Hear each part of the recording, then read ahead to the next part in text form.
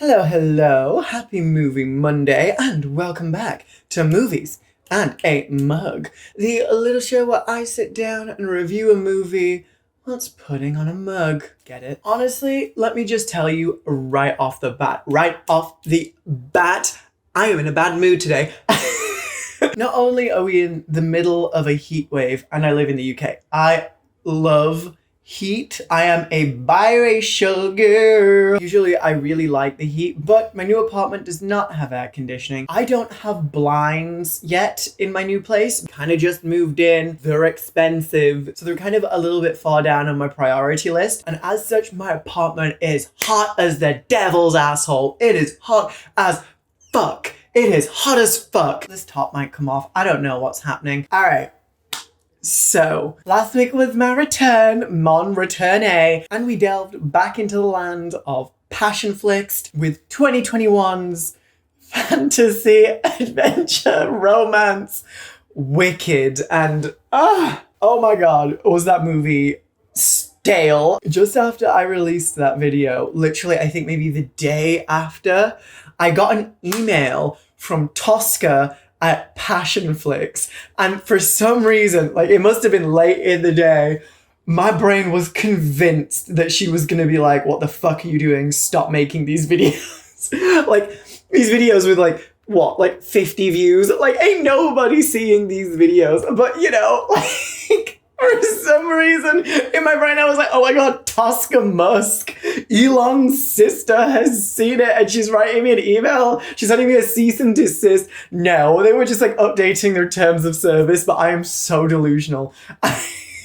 And I really want to be in one of their movies. Passion Flicks, please. I know I dog on you all the time, but like, I had a really hard week, okay? I'm not getting cast in anything that I want to be in, so please.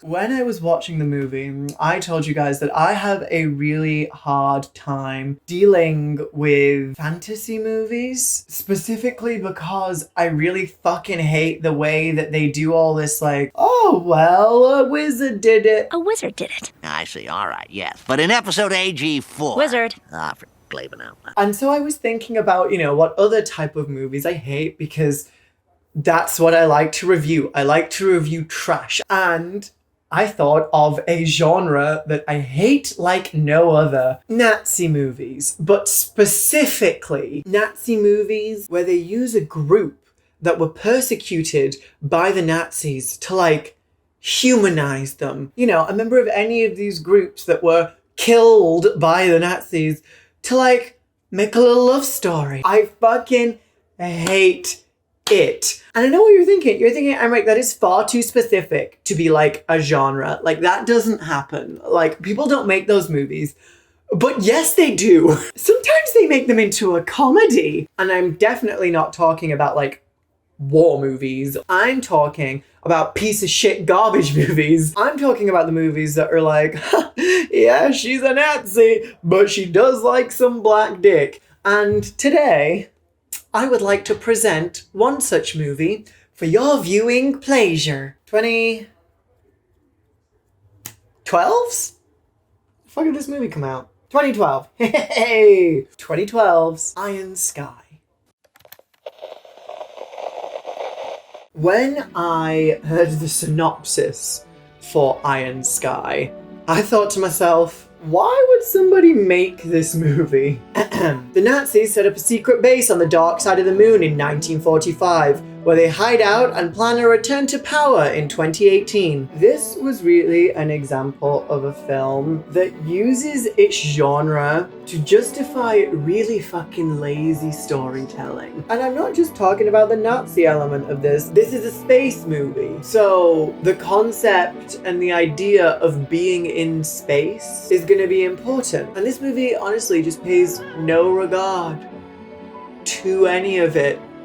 It just doesn't give a fuck. You would think that in a movie about spacefaring Nazis, where one of the characters is meant to ultimately understand the atrocities that were committed by the Nazis and grow, that there would be even a mention of the damage the Nazi party caused, not only to like its own citizenry, but to Europe and to the wider world and to the legacy that they've left. But no, not even slightly, not even a little bit. No. What's also wild is that this movie spawned a fucking cinematic universe. Like, there are multiple Iron Sky projects. There's a comic book, there's a board game, there are multiple spin-off movies. There was an Indiegogo campaign that raised hella money to produce a direct sequel. There are a lot of people who don't like this movie, but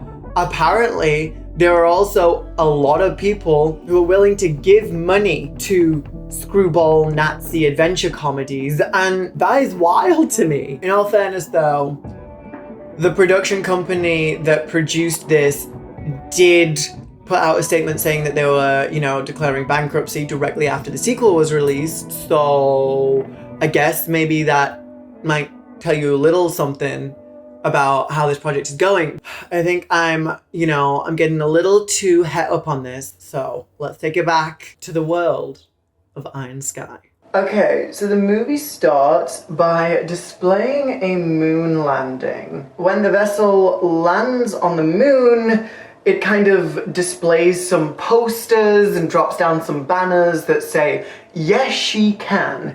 And it's made very apparent very early on in the movie, the whole purpose of this moon trip is to boost the approval ratings of the incumbent president of the United States, and she is going to be running for re-election. So 2 astronauts get out of the spaceship, and one of them, goes to take photos of the moon, but comes across this giant structure, this giant factory that's on the moon, and he's like, whoa, what the fuck is this? And of course, because this movie is not subtle in any way, the factory is in the shape of a giant swastika. We see some giant tankards full of something called helium-3, and then the astronaut is unceremoniously shot in the face by a dude who is wearing a swastika armband. A moon Nazi. He's killed by a moon Nazi. Oh God. It looked pretty good for a 2012 space movie, so alright. Cut to a scene where we are introduced to our leading lady, a blonde-haired, blue-eyed school teacher named Renata. And Renata tells us that in 1945, a contingent of Nazi soldiers and scientists left Earth and went to set up shop on the dark side of the moon. We are then introduced to our protagonist, a man named Klaus Adler, who is the fiancé of Renata and is the second in command of the space Nazis. The entire world would be held in the great Führer's wise and gentle hands. Any questions? I have a question.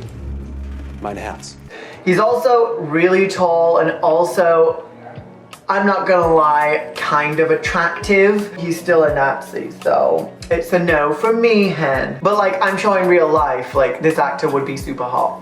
Nothing tastes as good as killing feels. So Klaus tells Renata, hey, we just captured an Earthling. And I guess Renata is supposed to be a specialist on the Earth, despite never having actually been there or received any updates from Germany since 1945, but she's supposed to be a specialist on Earth, or at least how the Nazis perceived Earth when they left. Klaus and Renata go to interrogate the astronaut, who is revealed to be a black man named James Washington.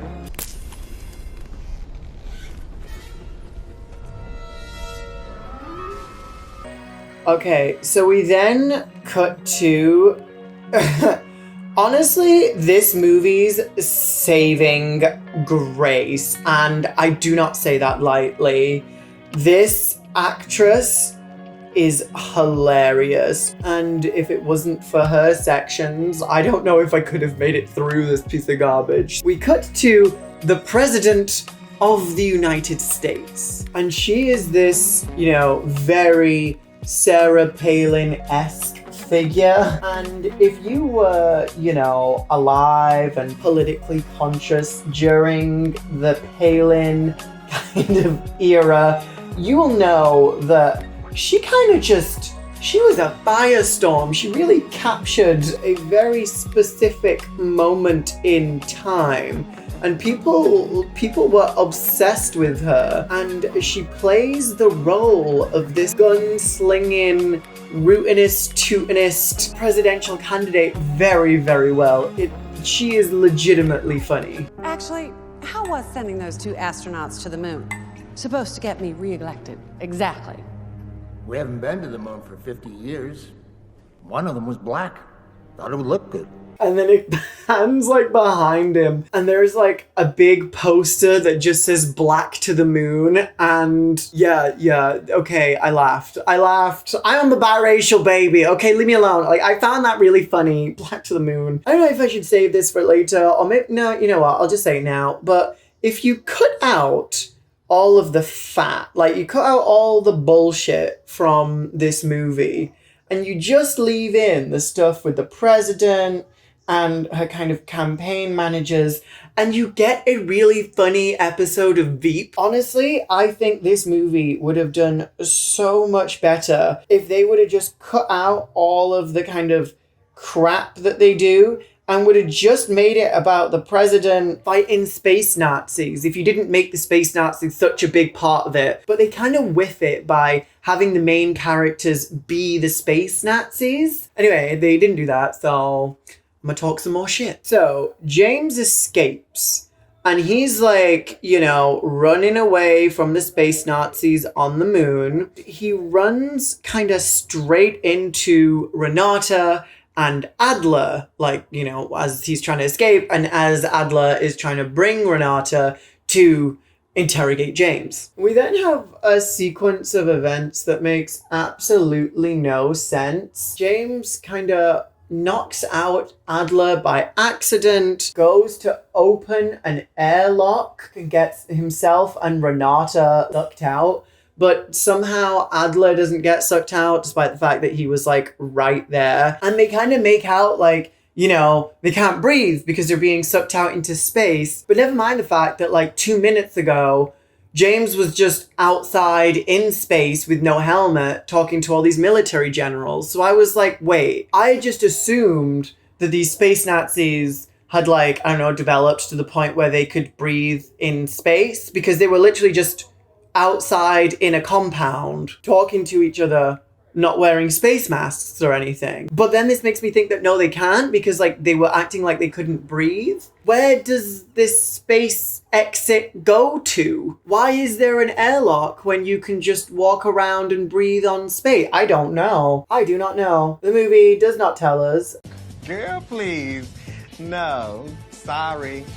Next. So, James gets captured again, and he gets taken to some kind of laboratory. And then we have some racist-ass doctor who's like talking about how because he's black, so he wants to like dissect him and see what it looks like because, you know, there are no black Nazis on the moon. But the doctor is also super interested in James's cell phone, because apparently the Nazis have been able to sustain themselves on the moon since the 1940s, and also conquer the ability to breathe in space and also gravity, but do not possess the computational power of a mobile phone. Because apparently a single mobile phone has got more power than like a space Nazi huge massive supercomputer. So instead of making like, you know, technology small and compact, they like made it really, really big.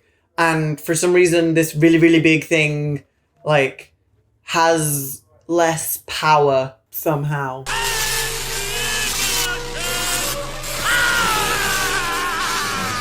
We then cut to the president's campaign advisor, and her name is Vivian. And Vivian is a girl boss. Like, she is this angry, overachieving woman who gets results, you know? She gets results. She means business.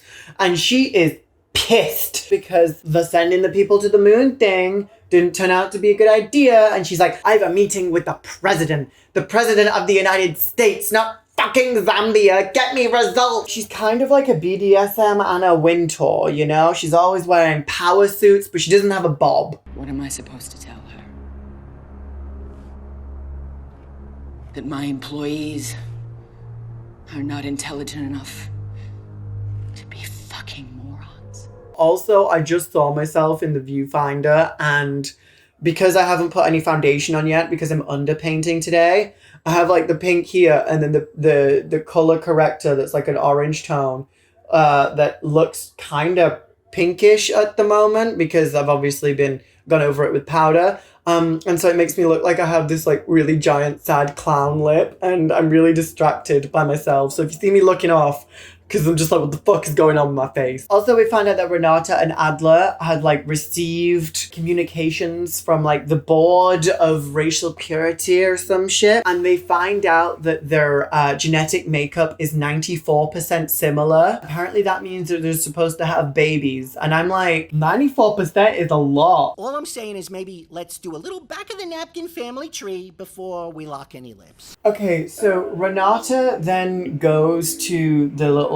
prison thing where James is being held with the mad scientist, and then Renata's like, dude, you need to act like a Nazi, and if you don't, they're gonna kill you. And it's also revealed that the doctor has been like injecting stuff into James but hasn't been like telling him what it is. We're also told that Adler wants to return to Earth and like conquer it right before the battery on James's cell phone runs out.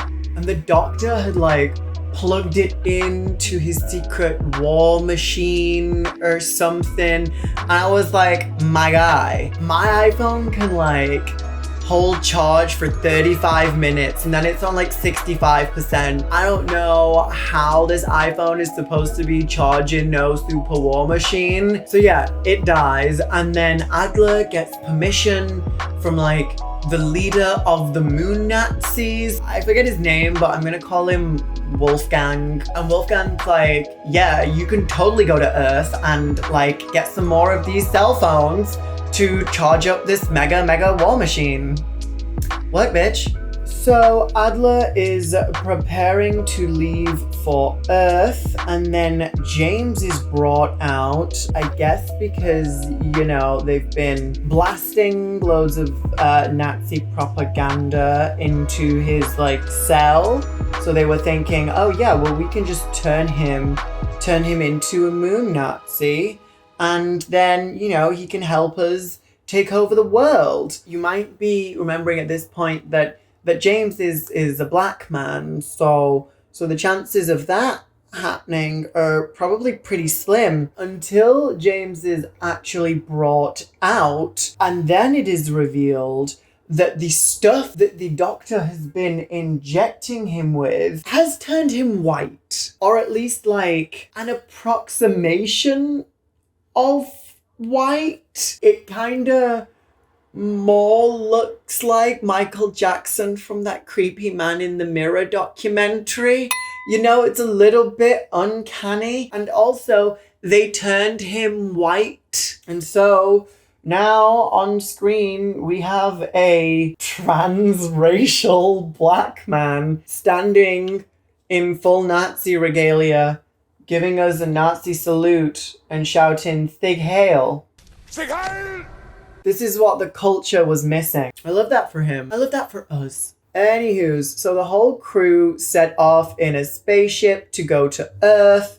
Renata isn't supposed to be there, but she like, you know, stows away on the spaceship because she wants to study the Earthlings. And they all go to New York because James tells Adler that he knows the president of the United States.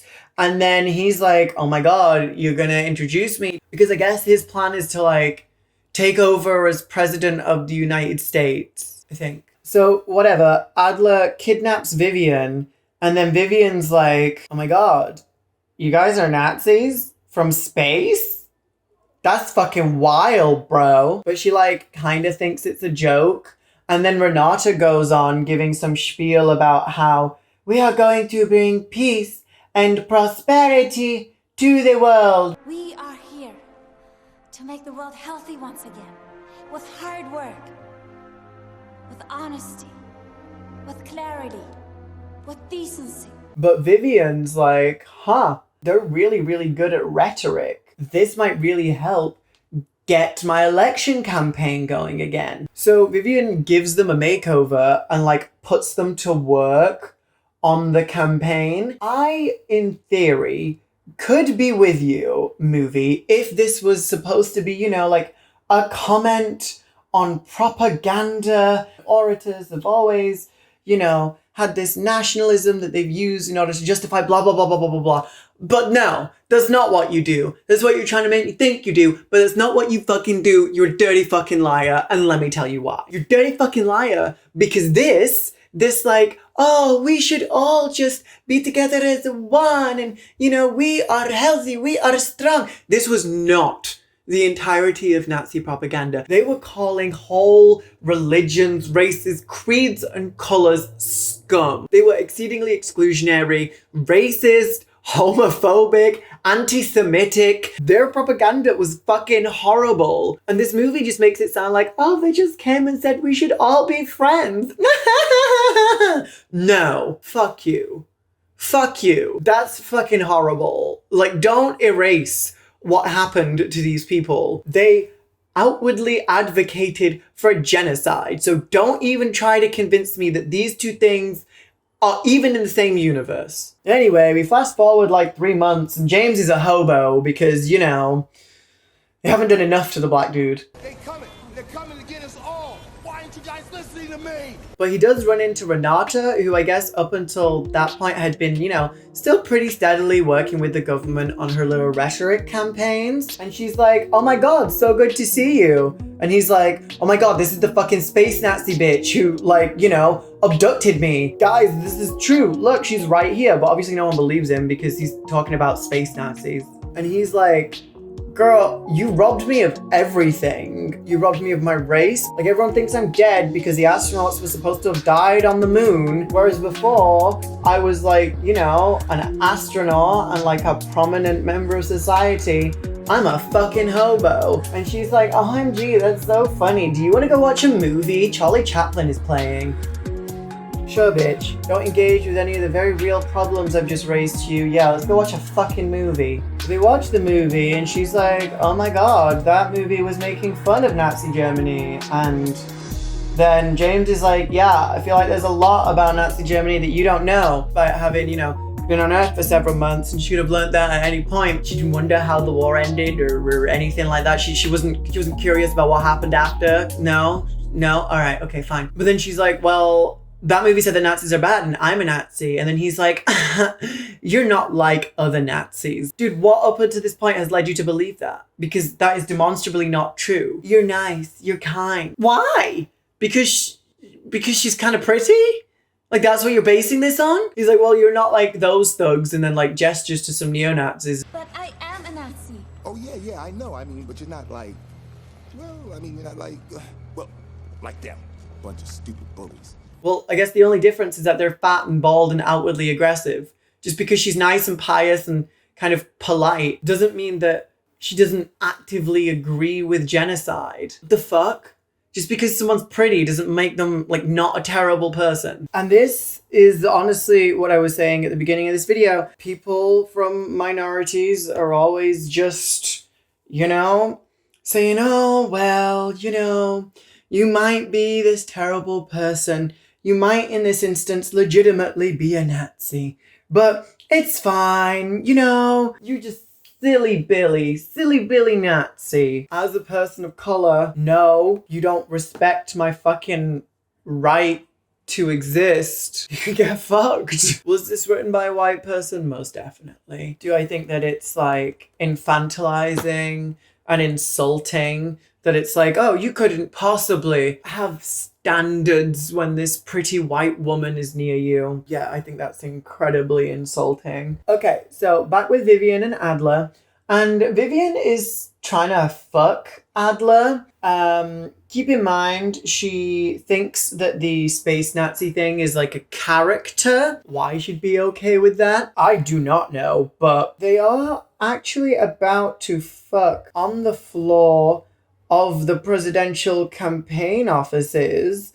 But then, shock of all shocks, who is there in the room with them but Wolfgang, or at least the guy that I think is called Wolfgang, that I called Wolfgang, like the head of the moon Nazis. And he's like, oh, hello. Have you forgotten about your mission for the moon Nazis? And also, you are planning to betray me. How they knew that this office was where they would be, we do not know. But I guess that's unimportant because it's time for a showdown. Now they're gonna fight each other. Nah.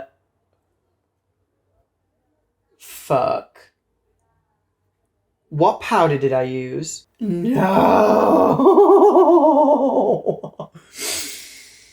I thought this was my translucent powder, but it's not. It's my white powder. Oh, well, now I'm just doing white face. It's okay. I can fix it. I can fix it. I can fix it. I can fix it. I can fix this. I can fix this. So the moon Nazis are coming. An attack has been ordered. And Adler is about to die. They take Vivian out of the room and you hear a gunshot, right? So you think Vivian is dead. And then, for some reason, Renata and James show up. So now, like, everybody's gonna get killed by the moon Nazi. But just before they can, Vivian shows back up, or at least, like, comes back into the room, shoots all of the space Nazis with the machine gun, and then she says the slogan of my people. He fell for the old one last blowjob offer. God, Nazis are stupid. Then Klaus tries to kill James and Renata, but they run away. And then Vivian realizes that, oh shit, like, you are fully serious about this whole moon Nazi thing, huh? But for some reason, she still wants to fuck him, because she has apparently absolutely no standards. But then Adler just refuses to fuck her for some strange reason, even though he was like literally about to fuck her like 30 seconds ago. Steals her iPad and then flies back to the moon on a spaceship that I guess maybe the other guys came in. I don't know. And meanwhile, like, hella spaceships just start descending on New York. Like, all the spaceships that the moon Nazis have at their disposal. And these spaceships are like, you know, they're like Star Wars spaceships. It's like TIE fighters or something. They're all like, meow, meow, meow, meow, meow. They're all coming to fuck up New York. We then cut to the president, who's with Vivian. But the president's just like, babe, you did a fantastic job, because now I'm a wartime president, and wartime presidents always get reelected. So, like, gang gang bitch, like, plot twist, this was like the best thing you could have done. Who are these guys anyway? Nazis. From the moon. Real live Nazis. They're the only guys we ever actually managed to beat in a fair fight. I'm just like Franklin D. Roosevelt, only you know I'm not a spastic. The president's like, sweet, you want to like go to space and command the troops? And then Vivian's like, well, what am I gonna wear? Which, good question. Good question.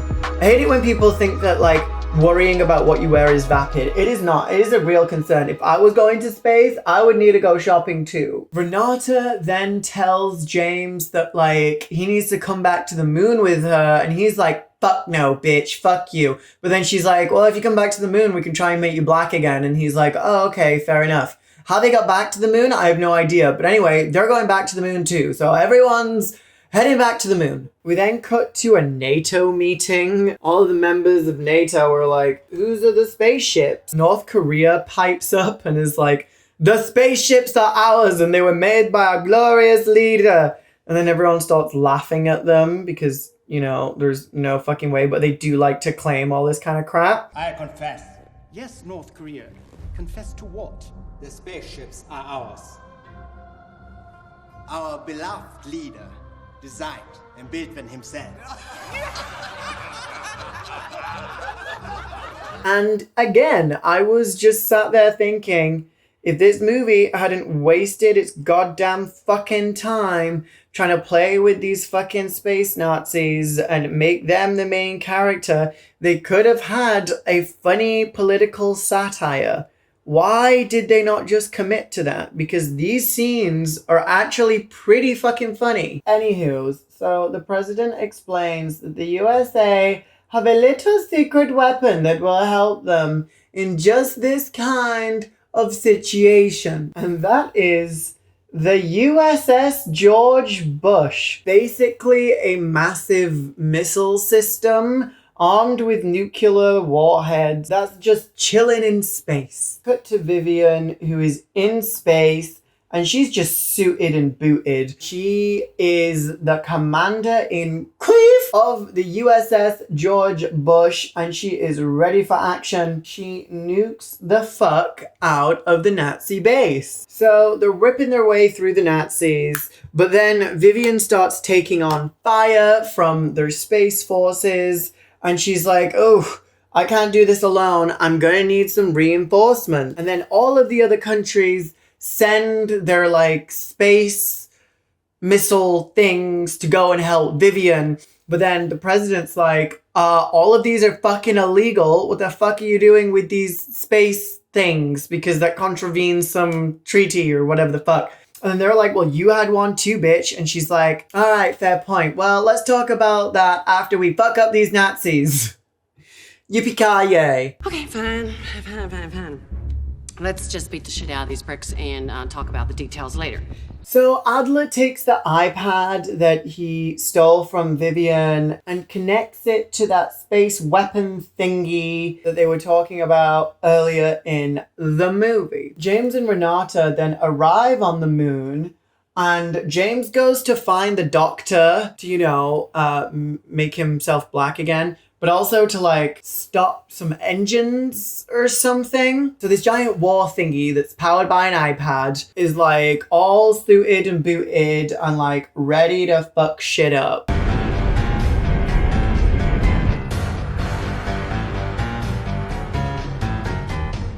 She must have the smallest dick in the universe.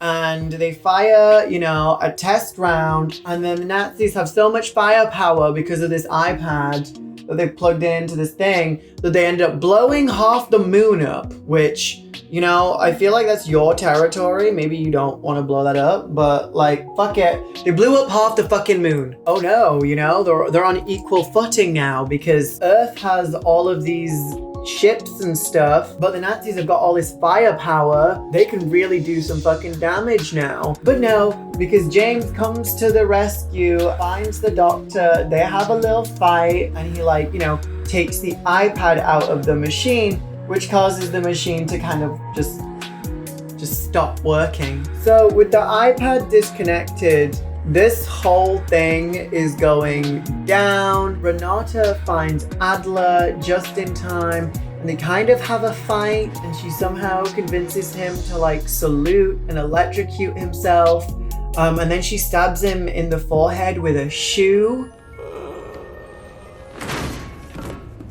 Kind of a really anticlimactic fight scene, but she stabs him with a shoe, so he's dead now. Okay, so the whole moon base thingy is exploding and going down or whatever the fuck. Renata escapes by riding on a warhead, which is stupid, but also like, you know, kind of baller. James escapes in an escape pod. Meanwhile, like the president finds out that the Nazis had a load of natural gas and he's like, that's ours. But all of the other, you know, countries are like, nah, fuck you. You know, we all joined in on this effort, so we should all get some. And then they start like having a fist fight. All of the countries just decide to like blow up each other's space nuke things. So they all get blown up. And I think that means Vivian dies, but it's never discussed and never really shown. And they have this like slow motion fight while Star Spangled Banner plays in the background. And again, I'm sat there like, this could have been really fucking funny. Why did they have to waste my time with all this other bullshit?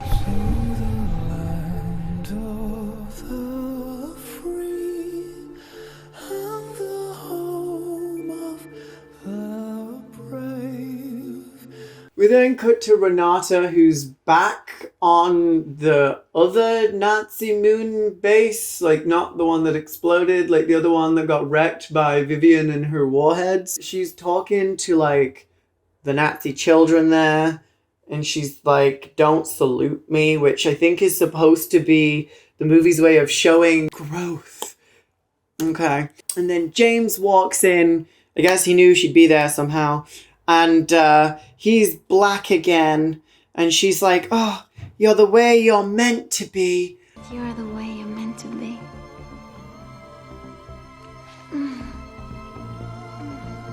Are you aware that you are kissing a black man? And then it ends, showing that none of these Nazis, they all still are firmly indoctrinated into Nazi ideology. Don't worry about it, it's fine. And that's the end of the movie.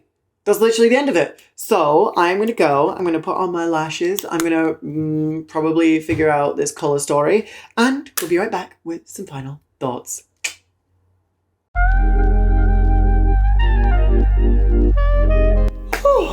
Okay, I am back.